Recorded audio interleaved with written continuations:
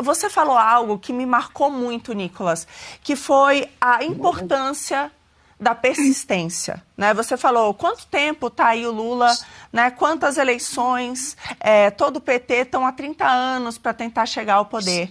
E a gente teve uma oportunidade e agora perdemos uma eleição e já vamos nos dar por vencidos. Então, você falou que esse caminho é longo.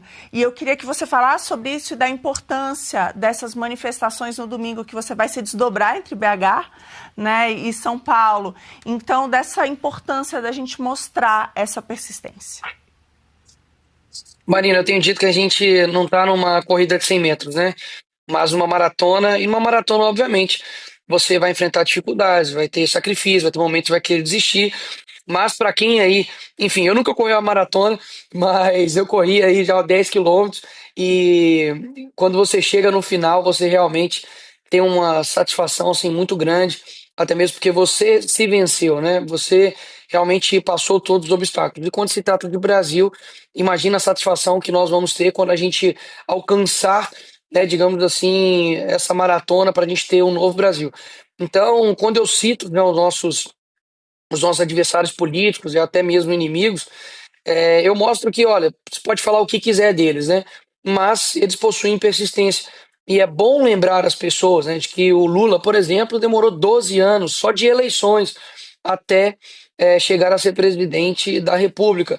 E todas as outras pessoas, até mesmo o próprio ministro Alexandre de Moraes, né, teve uma carreira até chegar a ser ministro do STF. Inclusive, na própria sua sabatina, enfrentou ali diversos ataques da própria Gleisi Hoffmann, do próprio senador Randolph. Inclusive, em 2017, o Guilherme Boulos acusou ele de ser responsável por um genocídio de jovens negros. Então, assim, tudo isso, digamos assim, foi passando e hoje ele está, né, com o poder, basicamente, praticamente, de um semideus e domando, digamos assim, o nosso Brasil. Então, se para o mal eles persistiram, ainda mais nós que temos do bem, que queremos realmente um Brasil não de poder, mas um Brasil realmente que tenha um plano para o nosso país, a gente precisa continuar.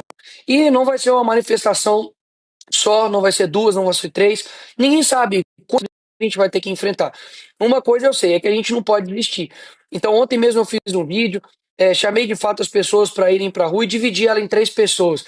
Aquelas que falam que não vai nada dar certo, Nicolas. Não adianta, já fui na rua, não vai dar certo, tô desanimado, tô desesperançoso. E eu fiz duas perguntas. Olha, se você fosse o Lula, você gostaria que você estivesse indo para a rua? Com certeza não. Nenhum presidente da República quer uma grande oposição nas ruas, porque muito embora a direita, digamos assim, tenha se acostumado a só fazer manifestações gigantescas, é, o domínio da rua é um domínio político. E a esquerda não consegue fazer nem metade do que a gente faz nas ruas.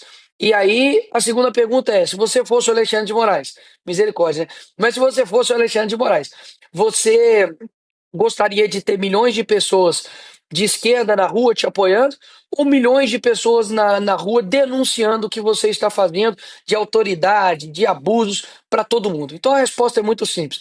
Se você desistir, você vai estar fazendo aquilo que Alexandre de Moraes, Lula e todo o sistema querem.